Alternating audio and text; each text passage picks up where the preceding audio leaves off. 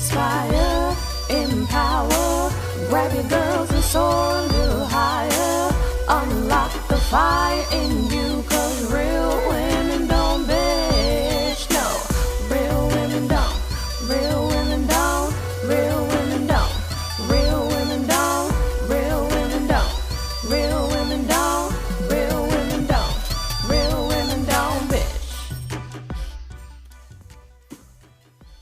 Hey, thank you for joining me on the Real Women Don't Bitch podcast. This is your proud host, August Crenshaw, aka Mrs. Raw, Real, and Relentless. I am the #1 advanced mental conditioning specialist for entrepreneurs because building mental muscle is necessary in order to implement successful business strategies. This show has been created for the woman who is not excuse-driven and needs help building a profitable business. I will be interviewing women from various fields who are willing to break the silence on struggles that specifically affect female entrepreneurs. Welcome to a show where I and guest speakers from time to time share our methods that help us beast our business no matter what is going on in our lives. Whether you are an online or brick and mortar business owner, this show is for you. We will hit every angle, personal, professional, and spiritual. Why? Because on any given day, you get hit with shit from a scenario involving one, more, or perhaps all of the above. It all impacts you and your mindset towards your business. I have made it my personal mission to provide a space where we dive deep into the BS we face on a day-to-day basis. What's good, y'all? This is August Crenshaw, and I'm back in its free feature Friday. Might want to get my mouth together, but I'm excited, always excited. I'm not going to say anything just yet and tell you who this guest is. I'm not going to let her introduce herself just yet because I got to give credit where it's due. I love it when I have people that come on my podcast and I can already see the indicators that the podcast is going to be on fire. And the reason why I know this is because here's something that I do. A lot of you may not know this because you haven't applied, but I have a questionnaire and I have some really basic questions on there. I ask some really simple questions, but I can always tell who's going to come onto this podcast and light it up because of the way they answer the questions. Not because you write me no essay, because I didn't have people write me an essay about what they wrote, why they want to get on my podcast, promote their book, and I'm like, wrong energy. I mean, this woman's, her application was so freaking succinct and so raw and so real. I said, whatever she says, she's going to be spewing verbal gold. And so y'all need to get ready because this guest is off the hook. And so I haven't had a chance to know you as long, but for the time frame that I've been around you, I've loved your energy and I love your realness and the truth and the variety, the difference that you bring to the coaching industry. And so you guys listen in, tune in. We have Miss KeeKee Cornelious here. Say hello. Hey, y'all. Okay. Thank you, August, for those kind words. I mean, just to hear you talk about me. Sometimes it's funny to hear other people talk about you. So thank you for saying those kind words. And I really appreciate you allowing me to be here and share with your audience today. Oh, yeah. I already know you're going to bring the fire. So let them go ahead and get to know you. Tell who is KeeKee the woman? Ooh, KeeKee the woman is just that, a woman. I am all things. I'm not a girly girl, but I'm like, I enjoy my husband opening doors for me. I enjoy allowing him to pick up items for me. I'm a wife, a mother of 3, 2 biologically. One, she came with my husband. So 2 girls and 1 boy. So that's me, and a dreamer. I'm a forever dreamer and visionary. That's KeeKee the woman. Yeah. I was getting ready to say you bigger than a dreamer. I know what you meant by the word dreamer, but I mean you execute. So your dreams have actually come to fruition, and I'm loving watching you as we're going through our relationship on social media. and just looking at the things you're doing with your business, I believe they're absolutely amazing. So kind of let the people know, what's your expertise? What do you do? Well, I empower women to mix business and pleasure around the world, honestly. I'm a business coach and a digital nomad. And I just believe in entrepreneurship, the way we have it set up nowadays. You have the ability to be so free. Yes. So in a world where we can be anywhere within a few hours, I believe as entrepreneurs, as long as we can be somewhere with Wi-Fi and a cell phone or a laptop, we can work from anywhere. Absolutely. We can work from anywhere. Yeah, I absolutely love that. And some of you guys, a lot of you that follow me, some of you are on my email list. And I want to thank you guys for the love that you sent out to me. For those that know about the whole thing with my granny, I've even did an episode about that. And her situation is taking a downward spiral. And I'll actually be leaving out within less than 24 hours to get back to St. Louis to visit her. But I just know that back in the day, I was working for Concentra Medical Center when I was younger and had a little moment of being a medical assistant. I would have had to request vacation. Exactly. I would have had to hope that they would say yes and not tell me that they're short-staffed or hate on me because I was the best performer. Whereas now I can get up and I can go, and I don't have to worry about whether or not I have enough PTO hours. Right. Stuff like that, because the money's still going to be coming in. And so I know that entrepreneurship is not for everybody, but I can tell entrepreneurs there should be something in your business that you should be able to do from anywhere. Don't anchor yourself at all, especially if you like to travel. And so I love you. I look at your posts, you're just all over the place, and you're doing it with your husband. Yes. I do it with my husband August, for the first year and a half, probably for the first year, I didn't do it with my husband. We were trying to make it work where I would just travel for a few weeks and then I come back home until one time I had traveled so much that it was going to be like a month and a half, almost 2 months that I was going to see my husband. Now, that ain't gonna work. Exactly, because we are human beings, but we're also sexual beings. Let me just say that I need my fix. So absolutely. I literally went from California to New York. I went from New York to Denver, and I had to be. This is the thing. Okay, so I went to Denver to allow my sister to be able to give birth to my third nephew. And what we didn't know at the time is that she died in the delivery room. So imagine if, just like you being able to travel to be with your grandmother, right? Imagine me not being able to be there and be able to take my other two nephews so that her husband could deal with her after her near-death experience and the birth of their new child. There are so many perks to being able to set yourself free, right? And become off tether, because there's no reason that for most of us as entrepreneurs, honestly, if you don't have a brick and mortar, there's no reason why you can't move about this planet. Yes. Other than what you have in your mind and what you've made up of why you can't move, whether it be money, whether it be the kids are in school, whether it be my spouse don't support me. There are those are just literally, like, to me, obstacles. Like, okay, how can we do this? So for me, the obstacle was when I first started this journey to actually like work-life freedom. And at the time I called it the live on vacation movement. I literally want to live on vacation. We gave up our rental lease in California, and we decided that we were going to rent vacation rentals near the beach. I had to be within a 10-minute walk of the beach. This was my only goal in where I live, and nothing was going to stop me. So if it had to be a hotel, that's where I was going to be. If it was going to be an Airbnb, that's where I was going to be. What I wasn't going to do, though, was sign a lease that was going to tether me to California. And I've lived that way ever since. So like right now, I move every 30 to 90 days. I'm doing pretty good. Every 30 to 90 days. So I've been here 30 days now, but we're building a tiny house, right? Yeah, I've seen that. And I love that. I'm like, oh, snap. Right. So, but that came along when you travel around. When you travel the way we do over a couple years span, it kind of wears on your body.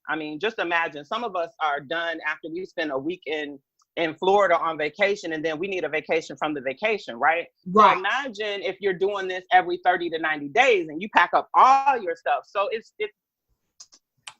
it's a part of that where we needed to just have somewhere where we came back to where we could just come home and not have to be in people's faces. Like, damn, I mean, I just need some time to myself. I don't want to talk about the trip. I don't want to reminisce about the trip. I just want to lay here in my husband's arms and we just sit here and maybe order pizza. Right? No, I absolutely love that. And I totally get that. And I'm right behind you. I'm from St. Louis. I lived in Houston for a few years and now I'm in Atlanta. We'll probably stay here one more year. And I honestly don't know where's the next place we will go. I love that. I love that.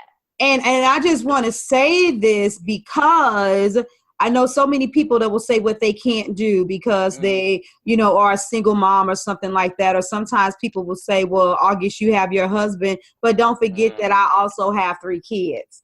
And one of them is a teenager. And at the time when we started this, I was pregnant with one. Wow. When we began our adventure, one of our children was 1.5. I had found out that my procedure didn't work to stop me from getting pregnant. Got pregnant anyway, but we owned a home and we made a deliberate choice. We told our family in 90 days, we were going to sell our home and we were leaving. We told them before the summer is over, we won't be in St. Louis anymore. And nobody believed us. They were like, what? But even before we had the real estate agent, we already had the movie sale. And unless it was an essential, we got rid of it. And we did. This decision was made on April 15th and on July 20th of 2014. That's where the journey began. And, you know, you got things like homeschooling and stuff like that. And so we've made that decision. Our 2 youngest ones, because of their temperament and their behavior style, you know, as far as how they like to be free, we're not ready to move as frequently as you do. But ultimately, that's the lifestyle. There's too much to this world and you don't really know and you don't understand people if you don't get out your box. So I totally feel you. Oh my God. Yeah. You know, because that box hides a lot of stuff, August. I mean, let's just be real. That box keeps you like in a rat race, I want to say. It keeps you locked up in your mind. It's like outside of the box, you can see, you are able to see freely because they're not the normal things that hold you back. You don't hear the norm. You don't see the norm. You don't experience the norm. So travel has changed my life. Yeah. My entire life, especially this is, people laugh at me when I say this. It's like a running joke. However, me and my husband, we decided that I wanted to spend my birthday in Mexico. The month, like my birthday is a month. So it's the month of March, you know, it's just a month. Okay. So I wanted to spend my birthday in Mexico. So we decided to go down to Mexico. I went into my Facebook community. Now, I know this is going to sound crazy, right? I went to my Facebook community like, I want to spend a month in Mexico. Where do I go? And people gave me all kind of places. Places, August, I hadn't even heard of. You know, we don't hear nothing about nothing but Cancun, Mazatlan. Yes. Tijuana, if you in. But you don't hear like San Cristobal de la Casas, right? In the Chapas. What the hell is that? So I must have said, I've made my decision. I'll pick Mazatlan. One of my friends came into my inbox. She was like, that is not where I told you to go. The things that you told me you wanted are not going to be in Mazatlan. See? Now, I was out the box, but I was just on the flap of the box. I hadn't totally jumped out the box yet until somebody called me on my shit, right? So I said, okay, I'm going to try it. The place that she suggested, she absolutely loved it. Me and my husband absolutely loved it too. However, we did not see Black people for 2 entire weeks. Wow. 2 entire weeks. Can you imagine being somewhere where you don't see your people for 2 weeks? Like, damn, really? We don't travel? No, we don't travel deep like this. We don't travel so much so that the natives would pay us to take pictures with us. Wow. And exactly. I do know how that feels. I can imagine it from when I was a child. I know when my aunt used to live in Fort Huachuca, Arizona. We were right there by the border. And so we would go over to New Mexico. And even there, they would treat the Black people differently. So it was like, you know, it almost makes you feel like you're some type of souvenir or toy or, you know, a treasure. Yeah. A treasured or lost item. So that's the closest as I can actually get to the analogy that you know, the picture you just painted. But I definitely feel you. And I know there's another group of women without bringing who they are up, but there's another group of women and his sisters who they like girlfriends who they live in a travel mode as well. And I know beyond a shadow of a doubt, because of all of the cultures that I've ran into over the last 4 years that I was not experiencing when I lived in St. Louis, it definitely does broaden your mind to the possibilities. And so once again, I just love that, you guys. I even got your title for your episode. We gonna call your title. We gonna call this episode What You Are. I Live on Vacation. So bam. Yes. That was easy. But we gotta go backwards, right? We gotta dial. Okay, yeah. We gotta dial this thing back, because Real Women Don't Bitch is all about women having to look at what's coming against them and not bitching about it, but getting shit done. That's what this is all about. So here you are now, and you're thrusting, you're thriving, you're growing and expanding. But we need to look at what this picture really looked like for you, and what piece of your entrepreneurial journey would you like to share with the ladies to say, wait a minute though, but before I got here. Oh, I got it. Okay. I got it. Okay, though, but before I got here, I had to lose a really close friend because she didn't agree with the way that my lifestyle was going. I had to minimalize and get rid of things that at once I thought were like treasures, like a 3-carat diamond ring that my husband he bought for me on our wedding renewal. And to me, I sold that to invest in more in my entrepreneurial journey. So before I got there, I did that. Before I got there, I got rid of two homes in Colorado that me and my husband owned. And then we went into a 1-bedroom apartment. The 1-bedroom apartment was the source of my friends' disgust in my living situation. So little things like your friends going against you when you don't think your life is that bad, but all they see is you had a 5-bedroom and now you have a 1-bedroom apartment. That kind of shit. What else did I had to go through? Well, now go ahead and pause right there. And I put the emphasis out there on every single podcast because there's this woo-woo thing that's out there, and I say it all the time, the 6 steps to 6 figures in 6 days. And it's not real.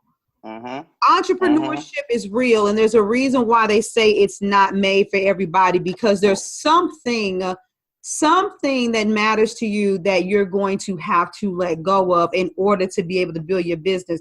Yes. It doesn't mean you got to sleep in the back of an alley and eat there for 2 or 3 years. But I know a lot of women can't get to where it is that they want to go, but you don't understand.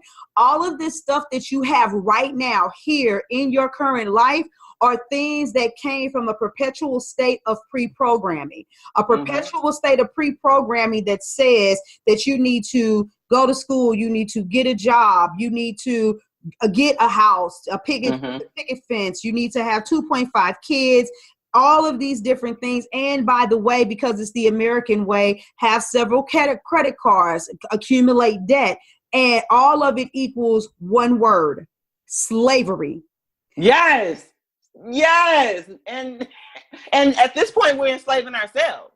Exactly. Nobody even has to do it for us. It's like, So to become an entrepreneur, you have to decide that you're literally going to leave the plantation, but kind of like Stockholm syndrome, you're used to what is become your norm, not realizing it's beating you up and keeping you away from experiencing life. But I've had women on here that have also sold wedding rings, that have lost $100,000 of their own money, have had to move back home with their mothers, have had multiple garage sales. Ladies, we don't know what your sacrifice will be. Right. But it's actually normal. And if you could get rid of your pride and stop saying, but this just ain't right, and I should be going through this, and I invested and I this and it. If you could just stop doing that, get rid of the entitlement mentality, 9 times out of the 10, the thing that you won't let go of is your anchor, and it's holding you. And as you're listening to this right now, whatever has convicted your spirit, well, that's between you and that thing. But let me pass the mic back, because you have the friend thing. Yeah, I mean, she literally okay, so the friend. I mean, a very close friend. It was really disheartening. So she came out, but she Did not agree. Literally, that of my reduction in the thing. I mean, we're talking about things, August. I mean, she looked around my little 1-bedroom apartment and she was like, I just want to pack you back up and put you in my suitcase and bring you back home. Why? I'm not unhappy. Why are you so unhappy? And she sat in my kitchen and cried, real tears. You would have thought that I had been sentenced to jail or something. Damn. Yeah, I mean, that's messed up. So I had to go through that. What I do know and what I have learned, and it gets less painful, August, but it still stings every time. And I don't know if you've experienced this, and I hope that a lot of women in entrepreneurship haven't, because it's saddening. So for me, anytime in my life and or my business where I've decided like this level right here is stagnant, like I need to take a step up, go higher, do something different, because the results I'm creating right now aren't my ideal results. Anytime that I've decided to do that, I've lost someone close to me. Unfortunately, you know what? And this is one of the reasons why I do love doing the podcast, because when the conversations get really deep, we start realizing where we have a lot more in common than we knew. Because a lot of times we can always look and be like, well, she got this and I don't have that. And this opportunity was for this person. Or a lot of times we compare and we really don't. We're looking for the differences, and we need to actually just settle in on what makes us the same. And I want to read something that I saw on Facebook. I saw somebody had a post on Facebook and it says, someone can love you desperately with their feelings and still not know how to love you correctly with their actions. Right. And unfortunately, that's what I got from what you were saying about your friend. And I did experience that, because right before we left, there was a woman that was a matriarchal woman that was in my life that had played a very significant role in everything, every turn of my life. She was there. I had a situation with my kids with the foster care system. She was right there in ways that my own biological family was not there. When I got ready to move into my home, she was there. When I launched my jewelry business, she was there. When I did this special ministry in my home, she was there. She was always there to cheerlead and to guide and to give her wisdom and to say, here's some things to look out for. I don't even know about this myself, but I researched it on Google. But when the situation occurred and we said that we were leaving St. Louis, that we were selling everything, unless it was like underwear, toothbrush, toothpaste, any non-essential thing had to go. And we had even told our family that we don't even care. We were willing, if the house did not sell by our prescribed deadline, if we couldn't get what we wanted, we didn't care. We were going to be willing to leave it, because you know what? The system is built off credit. We were like, fuck that. What we're getting ready to do, we're going to supersede this, put it on bankruptcy. But we were blessed and we did sell it. But after we emptied out the house, after we got the realtor, after we got a signed contract on the home, I found out that I had been 22 and a half weeks pregnant. My son didn't move. I didn't gain any weight. The only thing that changed with me was that I was sleeping a lot.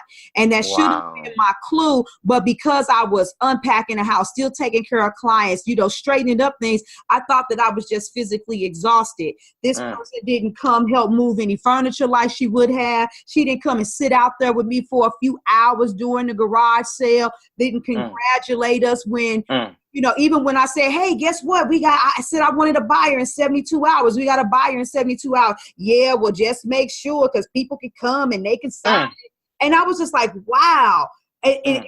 Just negative energy with everything. And so eventually, towards the end, we didn't even talk. It was one of those things where it's like, oh, okay. Bye. And for that to have been a person that played a matriarchal role in my life, that devastated me in ways I couldn't imagine. But unfortunately, when I look at my life now and I look at their life, they're still stuck. See, there's a reason, and we don't understand it, right? We don't understand why, oh my God, I loved you so much. But everybody is not meant for every level in your development. They just can't handle it. No. Honestly, they don't even know. They can't even fathom what it is like to be you in this situation. Like, what do you mean it's going to sell in 72 hours? That's just madness. Yep, I'm mad. I'm crazy. I mean, even that reminds me when I took the leap to move from my hometown of Kalamazoo, Michigan to Denver, Colorado in August. I'm gonna tell you now. You're gonna get to know something real about me right now. I don't share this too often, especially not somewhere recorded, because people might think I'm crazy, but I am. But I heard, so I don't care no more. How about stop caring about what other people think, and that'll get you all the gold you need too. Just stop. Hello. Yes. Okay, so I decided to move, and I heard a move. I mean, and just as clear as day, I needed to move out of this place. It was killing me inside. It was everything that you were taught that you should be, and I hated it. I didn't understand then. I do now. I mean, I had the good job. I mean, I was set to retire from that place. There was no way I was not going to retire. I probably did anyway. I didn't decide. I wanted to move. I asked God, okay, tell me where to go.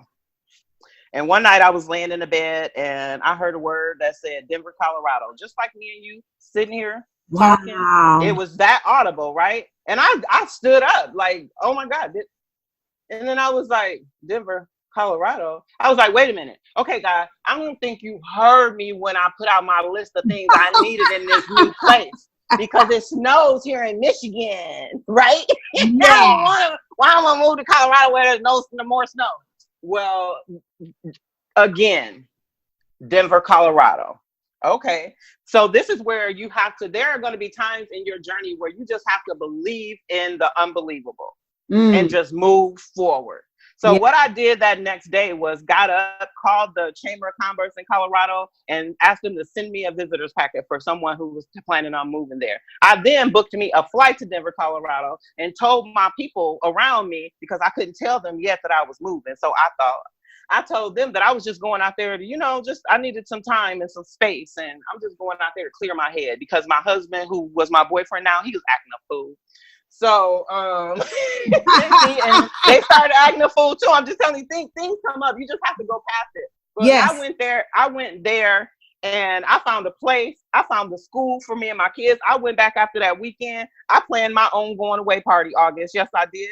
And when the people got there, everybody was guessing, like, what's the party for, KeeKee? They always partied at my house, so they knew it had to be an occasion. What's the party for? You pregnant? I was like, y'all playing. You getting married, ain't you? You getting married? I was like, y'all know that dude that moved. I was like, oh, no, we ain't getting married. What y'all think happened this quick? They got there, and I gave them change of address cards. Damn, I love it.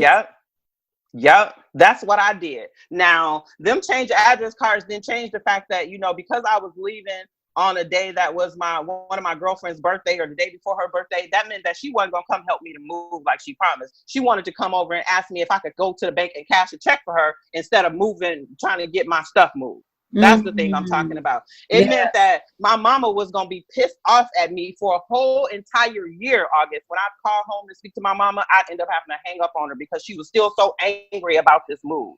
That meant that my little sister, who I helped raise, who was 15 years younger than me, would be pissed off to levels that I didn't even understand, because as far as she was concerned, she should have went with me. All until the day I left, she thought she was going with me. These are things that happen that you don't even know are a remnant of you making different choices. But then 2 years later, I brought my sister to Colorado after she graduated high school. And to her, that's the best thing I ever did to her. Did for her. So, you never know. And then I got to Colorado and found out that, it don't snow like it do in Michigan. It's like the best kept secret in the country. Y'all be hearing about all them snowstorms up in the mountain and down there in Denver and Aurora. We ain't got a lick of it. It's like 60 and 70 degrees. So, dang. So right. If you can, I don't want to bring up, old energy, but I can only imagine how that tore your spirit apart. And I know we still have to keep on moving, because that's what I did. I had to keep on moving, but you were still trying to stay connected because these were those key and those core relationships. But then I also heard you say that love mama or not, it's like, okay, unfortunately, I'm going to have to hang up this phone because I'm not killing my vibe. I'm not going to take that from you. Yeah. I'm not going to let you destroy my vibe. I'm not going to let you insert that energy. So what were you doing to keep yourself grounded in the midst of that turmoil and work on building a business? Oh, I just knew that there was something bigger for me, and it wasn't going to be back there. It wasn't in their anger. And at that point, I could no longer live for other people. I had to figure this thing out for myself. And before I had left, it was always, do as you're told, right? We're taught that, like, do this, you go to college and you do this and you got a good job. Why would you leave this good job? Like you get paid really good money. I could work from home. I really could. I got paid really good money. It was just shame. Right. But that wasn't money has never been a motivator for me. Yeah. Like, you can't get me into something saying you're going to make a lot of money. Well, okay.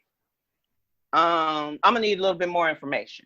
Hello. Because I can make a lot of money. I've made a lot of money.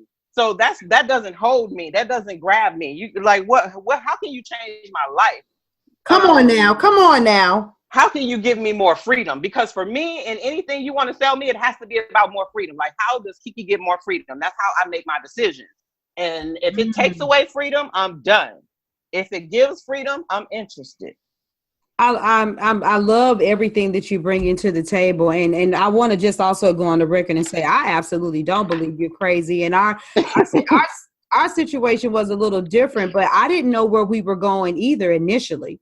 Me and my husband, it was like, hey, I remember coming to him and saying, do you want to leave St. Louis? And for a long time, he used to always ask, if we had moved to somewhere else, would you go? And I was like, if your job transferred you, baby, I go anywhere you wanted to go. But I never had it in my mind's eye to leave because I was a hairstylist and my roots were in that city. But I get that. But some things changed for me. And when I expanded, I thought I got into design and jewelry to expand my business. Oh, I'm going to do your hair. And now I'm also going to sell you jewelry. I actually got into jewelry because God was opening me up to another layer of creativity. See? And when that layer of creativity opened up, I saw that I could expand a business that had no landmark attachments. Oh, the joy. And I had to make a choice because there weren't enough hours in the day to adequately do both. And a woman had reached out to me and asked, could she be my coach?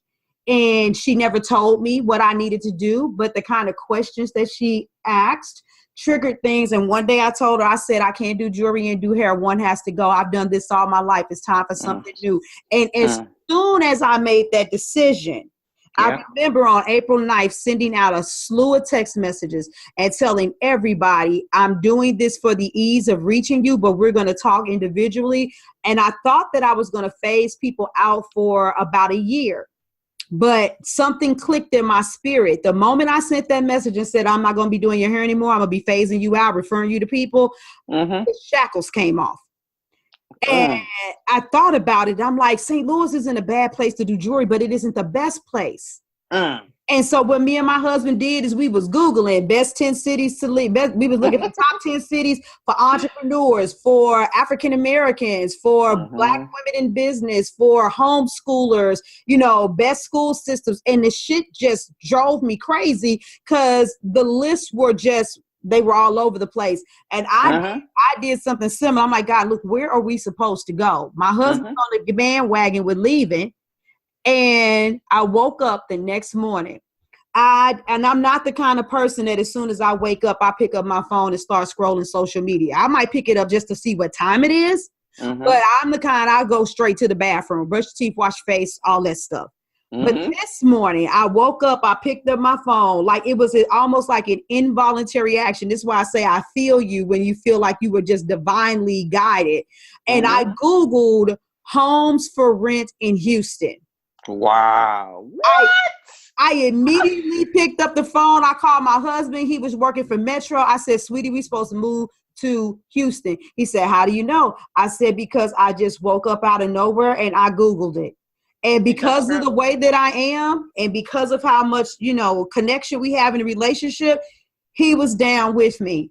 And that was the best decision that I ever could have made because I got away from all the noise, from all of the people that had expectations for what my life should be like, just like you. So I am just totally feeling you on that. Okay, so you brought up something for me. And I'm gonna talk about the other side, because your side is good. You know, you had your husband all on board for moving, right? Remember, I told you I had this boyfriend who was not my husband, who was acting a fool, right? Acting a fool, yes. Acting a fool, child. He just was acting a fool. He had to move out the house, and he was adamant. So I asked him, could he drive me and the kids to Colorado? Could you move us to Colorado? I just need you to drive us, and I will buy you a flight back home that Monday. You know, like I ain't expecting you to do much else. I know we ain't together right now, but I really do need you to help me drive me and these kids to Colorado.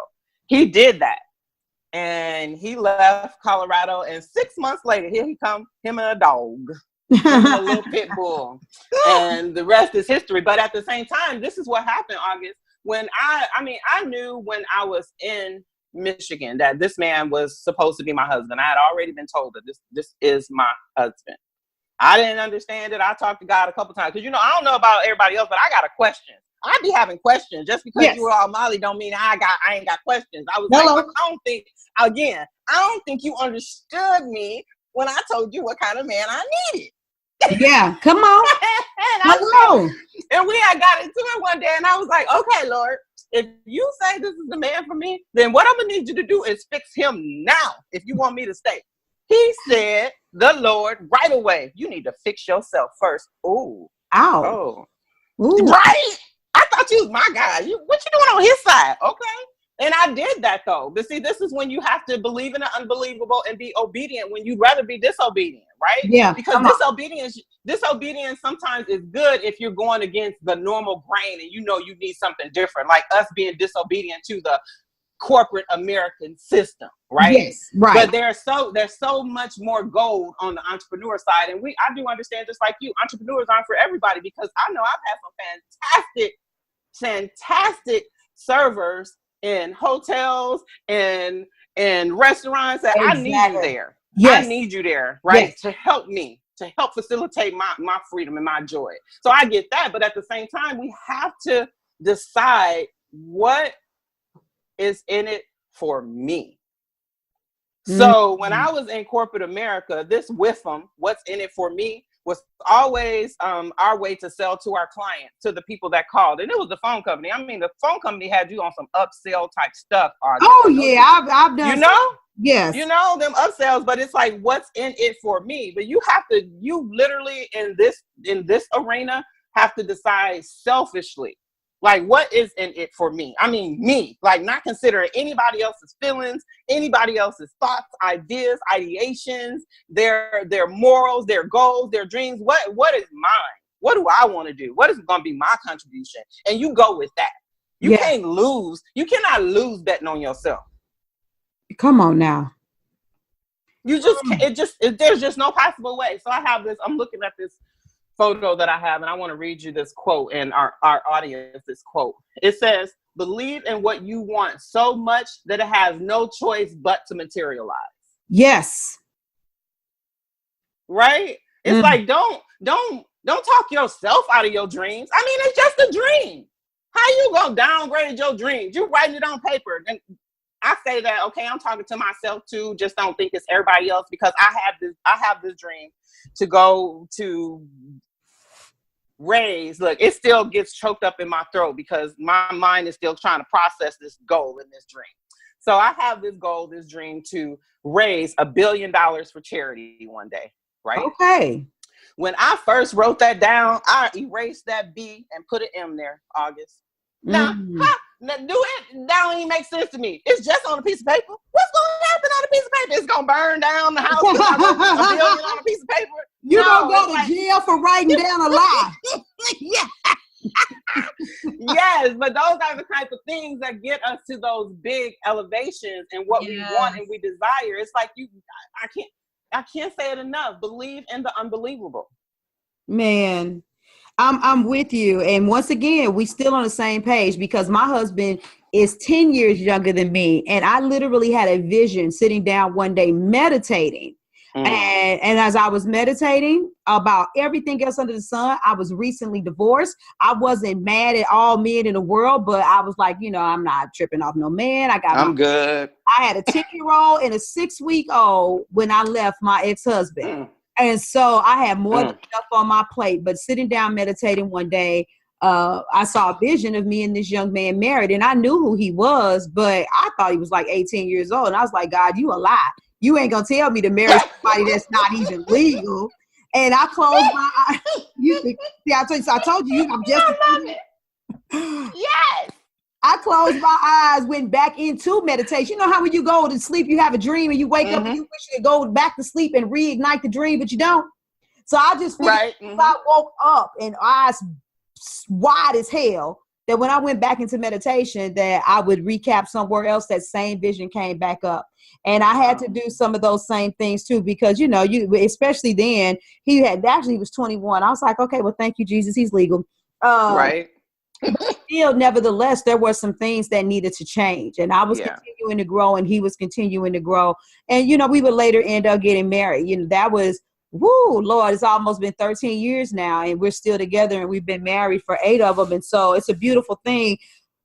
It was definitely not the norm. It was definitely something different to believe in on that personal side. But even on the business side, for all of the listeners, what is that thing that you believe in and how do you see that and what limitation are you putting on it? When you even journaling, because, you know, I tease people, don't be making no gratitude list talking about I love my husband. I'm grateful for my house. I'm grateful for my kids. I'm grateful for my refrigerator, the food in the, you know, people just kind of go through the motions of doing stuff without realizing that when you're writing down your goals, when you're making your vision boards, when you're doing your gratitude papers or whatever it is that you do, are you going through the motions and are you doing what you believe is allowed? You have got to. You have absolutely got to stretch yourself and perceive as something different. Not only will it draw that thing to you, a part of being an entrepreneur is being a creative. Yeah. Everything you do is hinged upon the creativity in you. Yes. And a lot of people don't know this. And I mention it from time to time, but the name of my business is actually not my name. It's not August Crenshaw. Everything is branded with my name, but the name of my business is Created. And I used to always say we're created by the Creator to create. And regardless of what religious background you come from, for me, I do come from a Christian background, but it said I'm made in his image and his likeness. And the likeness part is the one that always got me. So that means I can be like him and I can speak this into existence. I can speak abundance. I can have wealth. I can have things. What things do you all not have because you put an M instead of a B? What things do you not have because you put the limitation? Take it back, KeeKee. Take it back. Oh, so the limitation, like I can't do this until this happens. Why does that have to happen for you to even start? Like, it's like start something. Yes. Just start it. Don't tell yourself why you can. There are a lot of reasons. There were so many reasons why it just didn't make sense for me to think about living on vacation and traveling the world. Sure, I could have noted my bank account. I could have noted that my son was acting a fool and about to go to prison. I could have, right? I could have said, you know what, my husband, he's a really good worker. He makes really good money. I'm not going to take him off his job. I could have said, Colorado is nice. I don't really like flying no way. So, I'll just stay here in Colorado and just, try to do what I do here in Colorado and just go over the world over the internet. It had to be more than that because a lot of us as entrepreneurs, and you say created, oh my God, I was like, entrepreneurs, we create something out of nothing. Come on now. We are that bad. Like people pay us for ideas. Yes.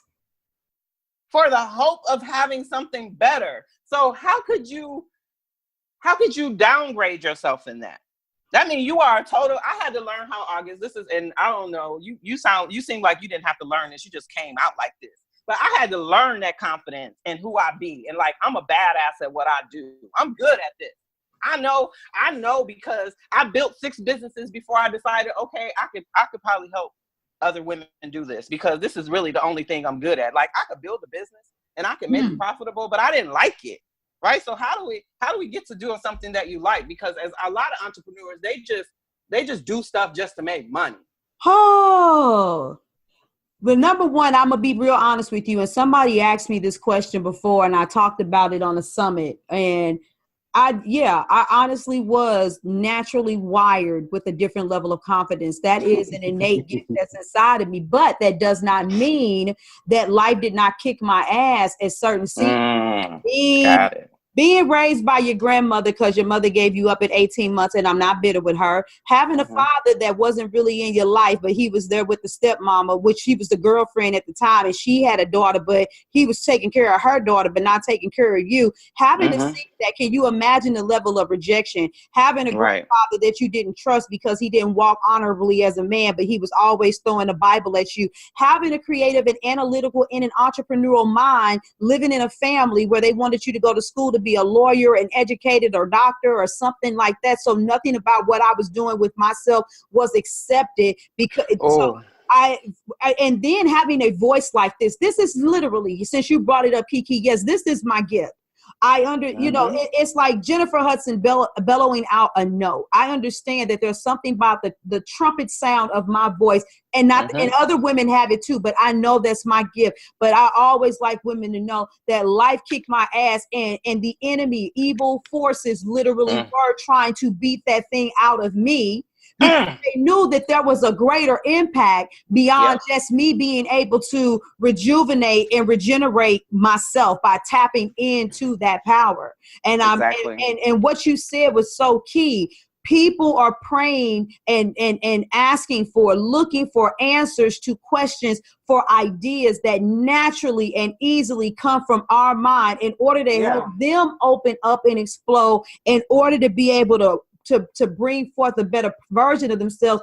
And it hinges on one key thing: understanding how to hear the small, quiet voice within. See, listen to you. And I'm about to pass it back because I feel you. I literally feel your energy. You learn to listen to that voice in you. See, what happens with most of you women, let me paint this analogy real quick because I want to make sure that you all get it.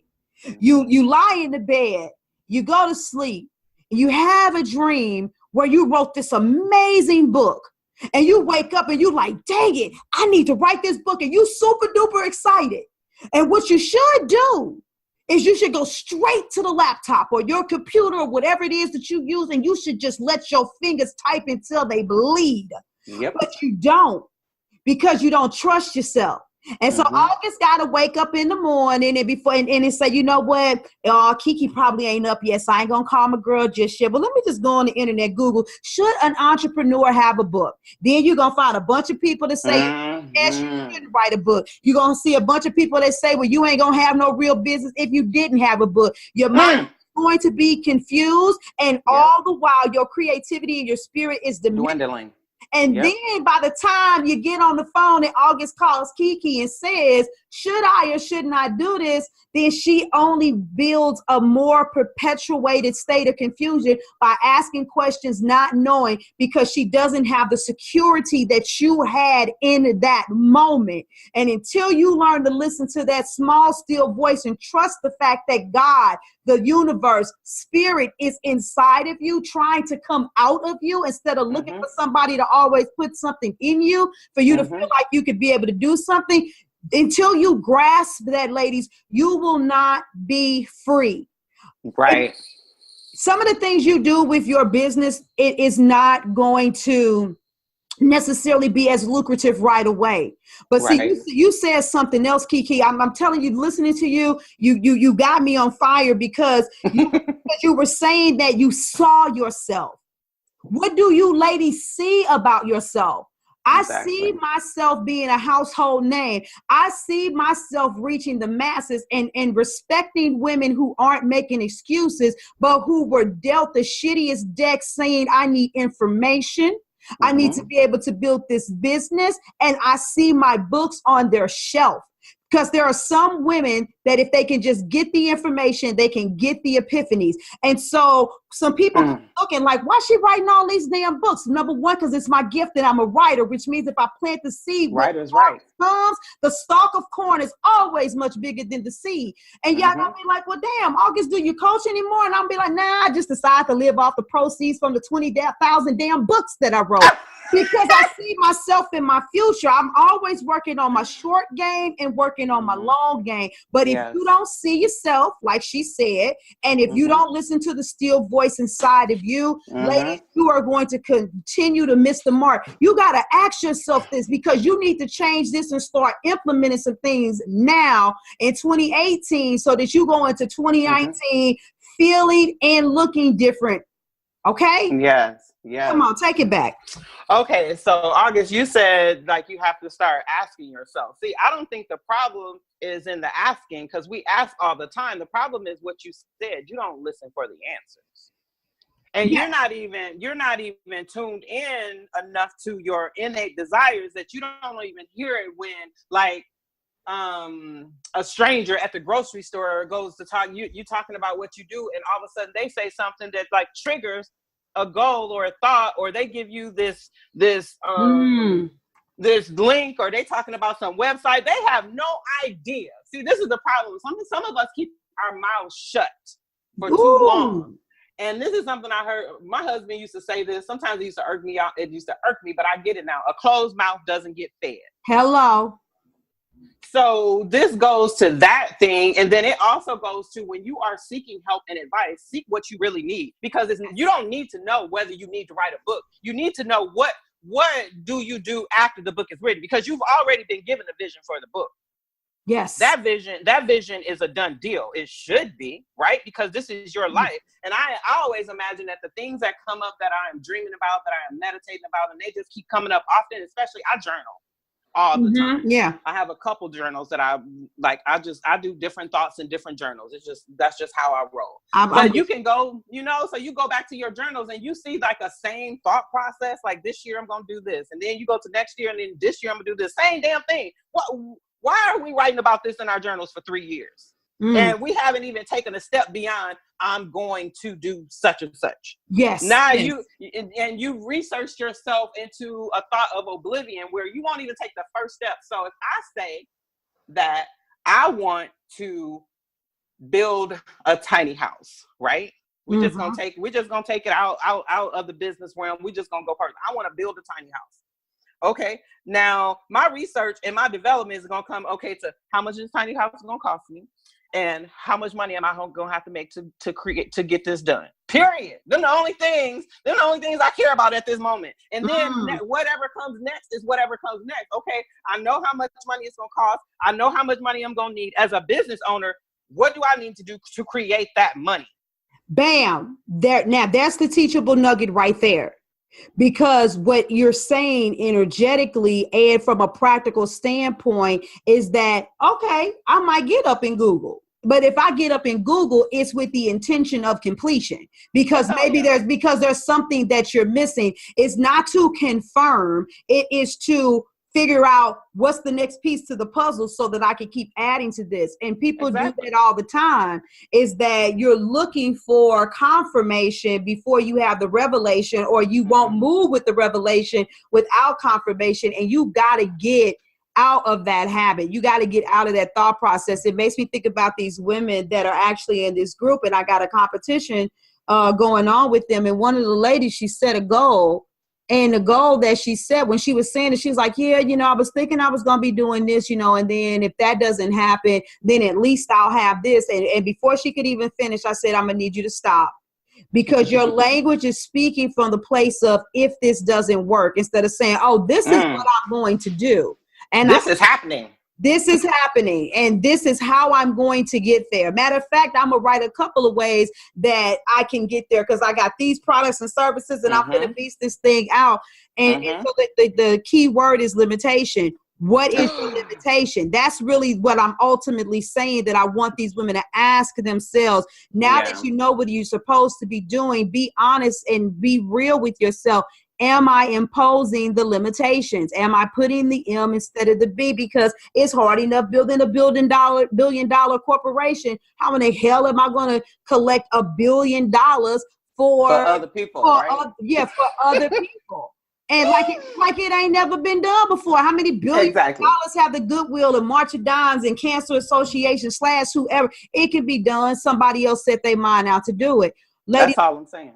What do you want to do? What is your expectation? You know, one of the most beautiful things that you should have received from today is listening to a woman who is a digital nomad. It's you, maybe you don't want to be a digital nomad, but what do you want? Exactly. She's showing you the possibilities. You need to see the possibilities that you can do whatever it is that you're thinking about that you want to do. Yeah. Yeah, it's that easy, really. It's like, what do you want? And you do it, because every day we all have the same 24 hours to do whatever the hell we want to do. And we all make choices to do whatever we make choices to do things that we want to do. And we make choices to do things that we don't do. How about we take the don't do's off the list? Like, what if you are this? Now, I'm not telling nobody to quit their job like today, right? There needs to be a plan. There needs to be a plan. However, if you told me 10 years ago that you hated your job, and you still telling me today that you hate your job, something is wrong. Yeah. Like, why are you still doing that thing? Like, what else could you be doing? Even if you have to work, can't you work somewhere that you love? Hello. Why does it have to be a job that you hate? But you know what part of the problem with that is that a lot of people, because they're not willing to make those sacrifices that you talked about earlier. Yeah. There are a lot of women out there, and I've seen it. You guys got to stop doing this. August? Yes. They already making a sacrifice. They are involved, whether they realize it or not. Say it again so they can hear you. August? They're already making a sacrifice.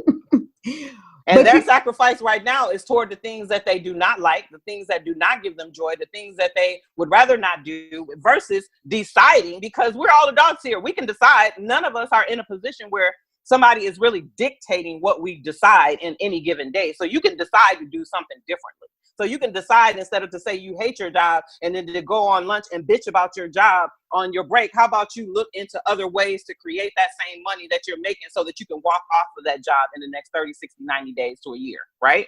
Or quit being or stop being so damn bougie and take that other job that may not pay you as much, but you can still get by with life and not get by like barely having bread and water, but you'll still be able to function so that you can open up the gateway of time to be able to breathe, to build the business, to replace the income that went away. Something's gonna have to give. Yeah, something has to give. And what I see women do is they act like spoiled ass little kids. I don't like this anymore, and I just can't stand it. And I am brilliant. I'm going to finally say I'm brilliant.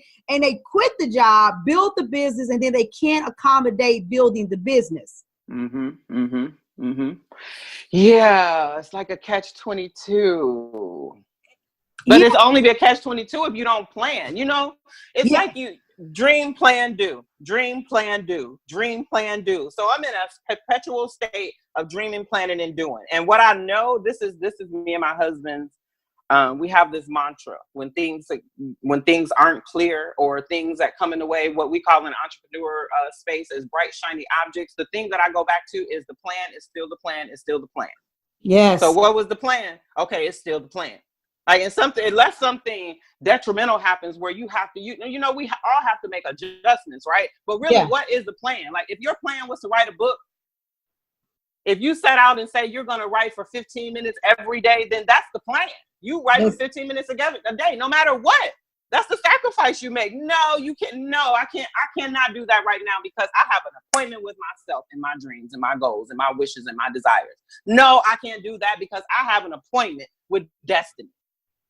And you don't allow other people to come in and to prevent you from going to that appointment. It's like a doctor's appointment to me. If I set an appointment with myself, this is a doctor's appointment because I need this appointment with myself to stay healed and free and in this energetic phase that I'm in. I need that. So it's like, what do I need that's going to make me better for the people that I'm going to serve? Absolutely. Absolutely.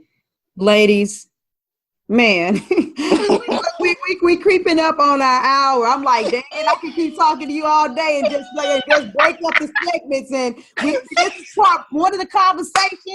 This is part two of the conversation. Because every time you say something, it's going to make me say something. And we're going to have this thing and we just going to keep going back and forward. Something has to give. Something always has to give. And what do you value the most? I'll share this story in closing, and I'll let you have your closing. my daughter does daycare for a woman, and I allowed her to do it at a price that was severely under budgeted. But kind of like the Rich Dad Poor Dad book, I wanted to teach her a lesson. And so after some time has passed, she's like, Mom, I want to keep making this money every week, but I don't want to do it for this price anymore. I feel like I should be getting paid way more. And so we had to go through, she basically became my client. I was like, well, what's your value? What do you want? What do you believe you deserve for doing this? And I remember her, looking on the internet, what babysitters get on the nanniesishere.com. I just let her go through the emotions of everything that, she was thinking and feeling. And it was really difficult for her once it came time for her to have the conversation with the woman. But of course, since I'm her mother, I required her to have the conversation. For her to tell the woman, hey, it's been great working for you, but if I'm going to continue to do this, then this is the desired rate that I would like to receive. And like I told her, you're an entrepreneur. You have way more control than you could imagine. Maybe she may say, and here's the thing, she may say, I can't do it or I won't do it. The words may not come out in that language, but that's what it's going to be. But I need to have a conversation with you so that you could be firm on what you want, so you stand your ground. And then you don't get upset with whatever the turnout is, because then that means that there's another opportunity on the other side. But when she had this conversation with the young lady, she made the comment about where she stood, what she was going to do, what she couldn't pay, what she was, going to have to look at and give her, a number to see if she would, accept it. And I watched them go back and forth. And when it was all said and done, I had to point something out to my daughter in the conversation, because ultimately what the woman said was, I'm probably not even going to be able to have you work for me that much longer anyway, because this opportunity has come up. And by this date, I'm going to have money to invest in this thing. So I actually was going to let you know after this date anymore, I wouldn't need your services. And so then I told this to my daughter while the lady was there. I was like, you see that? You see how you were so worried about rocking the boat, but she letting you know that she was going to let you go, and just like that, cut it off. So you have to know what your personal value is, but this whole story isn't about me coaching my daughter. It's about value systems. I told my daughter, I said, whatever pressure it is that she experiences by being an entrepreneur at home and not having someone there to watch her child is not as important, or it doesn't hurt her enough. Right. She would rather invest in this other thing that has, I don't know, whether it's short or long-term gain. It is about her value system. And so she's making the decision from that point of reference. Lady, when we look at you, when we see you, whether it's your pictures that you're putting on social media, whether it's the way that you actively promote your business or the lack thereof, when we see you prioritizing the trip to Cancun that everybody's used to going to every year, instead of saying, you know what, if I can't vacation for the next 2 years to build my business, that's what it is. You are making decisions based on value, but please understand, when you make a choice for something, there's something else you're going to have to sacrifice. KeeKee said it herself. You are already sacrificing. Your decisions are revealing your value system. I challenge all of you all to make sure that you know what your values are, so that you can start making decisions that are in alignment with your expectations, so that you can start manifesting the lifestyle you want. Otherwise, you guys are going to continue to stay on this roller coaster ride. Okay. Can I get it? I'm taking Get it.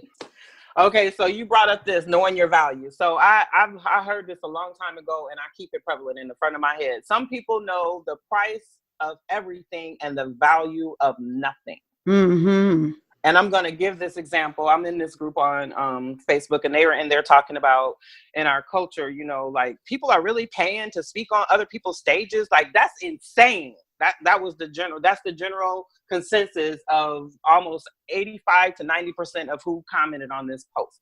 Wow. So I'm gonna get paid when I finish speaking, though. Never mind. Let me tell you a story. Yeah. See, you get me. It's like, if I paid, so this is when you have to decide whether you just know the price or do you know the value. So if I paid $3,000 to get to speak to somebody's stage, mind you, a stage where they've brought in all the people, they've done all the marketing, you have a ready and hot audience for whatever you're talking about, as long as you've chosen the right audience that aligns with your ideal target market, right? So Yes. if I pay $3,000 to get in front of a room with 100 people, I know that if I want to, it could be 100, it could be 100K win. So is it the $3,000 that you're talking about, or are you really balking your ideals or your thought process on the fact that you don't know that you have the potential of making 100,000? Like the church folks say, you focusing on the problems, not the promise. Okay, like you have to get beyond. You have to get beyond yourself and to be able to see things in a different light. You have to, as an entrepreneur, though, we have to be able to look at things. And you said this earlier about changing your perspective and looking at things from another perspective. And what does it mean to you? So when you think about your value, when August talks about value systems, I know that my decisions and my values are always based on one thing: freedom. Yes. But see, I know that my little sister, she bases her ideas off of security. That's totally different. Yeah. And you're entitled to have your own value system. Yeah. So just know that, tap into your value system. What do you value the most? And make your decisions based off that, because I'm willing to bet that half of us aren't making decisions based on what we really value. We based on things that we have. We based on things that we don't want to get rid of, but we don't base it on things that we value. Because, I mean, do you really value the 300, and would a smart car feel better because it's gonna, it's just like, you got to decide. Like, if you need a car, I gave up my car, August. I couldn't stay in the car. Like, I don't want to even drive the damn thing. To me, that was just enough to get rid of it. Like, I don't want to drive. Like, I love Uber, and when I was in San Diego, to take the train, and because I could go all the way up to LA. Like, I ain't got to drive and be in traffic. So it's like, you have to decide on what's important to you. At the end of the day, it all comes back to what's important to you. Absolutely. And they can't make a decision. They're not making decisions based on values. What they're really doing is they're making decisions based on the level of stress in the situation. Oh, that's a good one, August. So the decision is really made to decrease the level of stress, but then some of those decisions actually increase the level of stress in another area.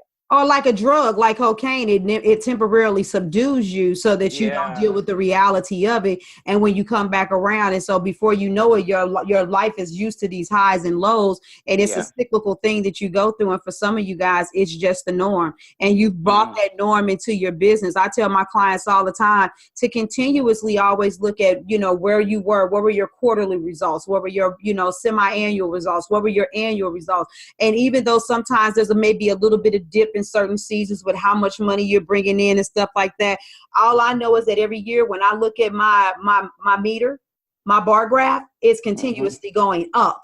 There's continuously an increase, because I'm sorry, I refuse. I absolutely refuse to be comfortable, and I refuse to not test the waters by putting out the best version of myself. Hell yeah.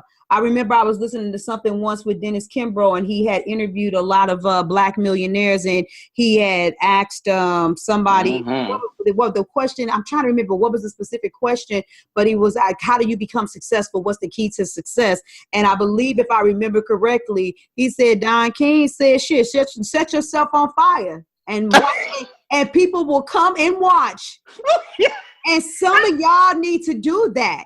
You need to just set yourself on fire and cause a scene and realize that you are the star of the show, and watch how many people come and just be you and to do you, ladies. KeeKee, you've been a blessing. You've really been a blessing. I want the ladies to know where to find you. Of course, you don't have to speak out URLs. It'll be on the website, but let the ladies know your place of preference for them to connect with you. Okay, so my place of preference, I hang out on Facebook. I love Facebook. I know some of y'all don't mess around on Facebook, but really, I just love Facebook. So that's what you can find me on Facebook under, where is KeeKee? Or KeeKee Cornelious, because I never know where I am, but that's my name. You can find me. But yeah, connect with me on Facebook. And if you're not on Facebook, go to my website, send me a note just to say you love listening to me in August and how good of a team we really are. You know, how much you want us to do it again. Just tell us how much you want us to do it again. Absolutely. And you know, I say this all the time because I have business coaches on here, and I've had somebody ask the question before, oh my God, you let another business coach on your platform? And I'm like, yeah, I'm here to change the world. And I can't do it by myself. And so all kind of people are going to listen to this podcast from all over the world. And some of you, I say it all the time, you may love the nuggets that I spew, but at the same time, something energetically is not lining up. And I'm always giving nuggets, KeeKee. You have to bear with me. But I really just want people to get this. Energy not lining up isn't always because of negativity. It's like the thing you said with your sister. She makes decisions from a place of security. You make decisions from a place of freedom. If you all were in business together, that might be a severe match made in hell. It could be it could potentially be a balancing out factor, but 9 times out of 10, it would be a match made in hell. But your sister, I'm sure, is a beautiful soul. I'm sure she's wonderful, but energetically, there's just certain things that you can't do with certain people. And so somebody listening right now, I'm all about the improvement and the betterment of women in business. And if you've been listening all this time and you've enjoyed the energy of the conversation and you're saying to yourself, but that woman right there, and then go to KeeKee's website.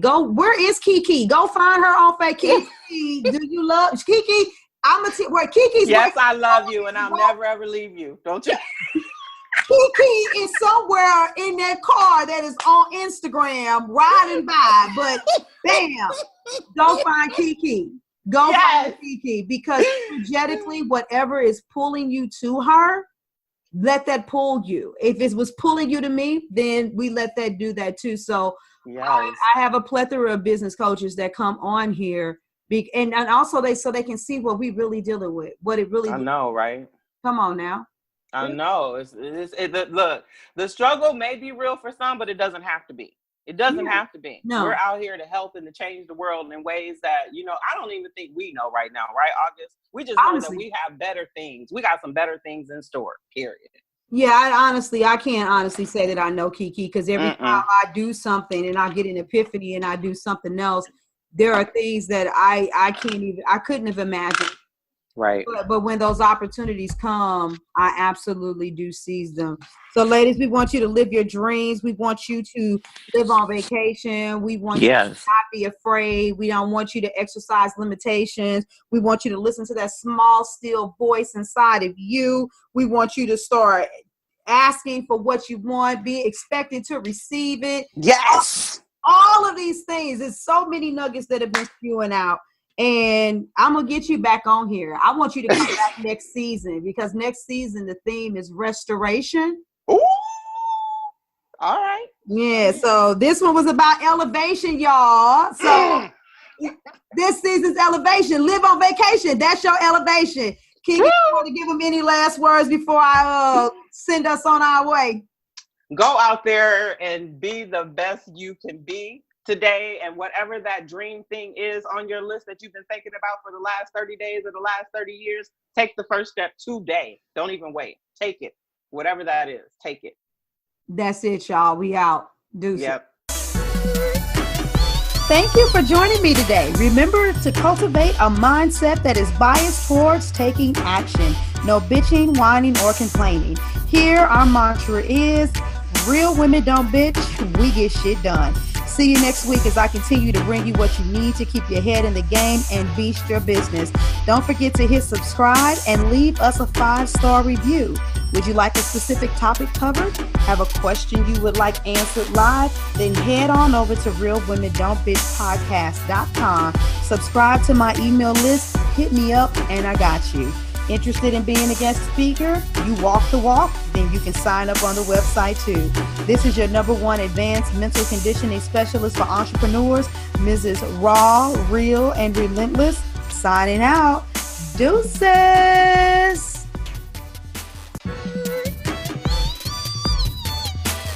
Inspire, empower, grab your girls and soar a little higher.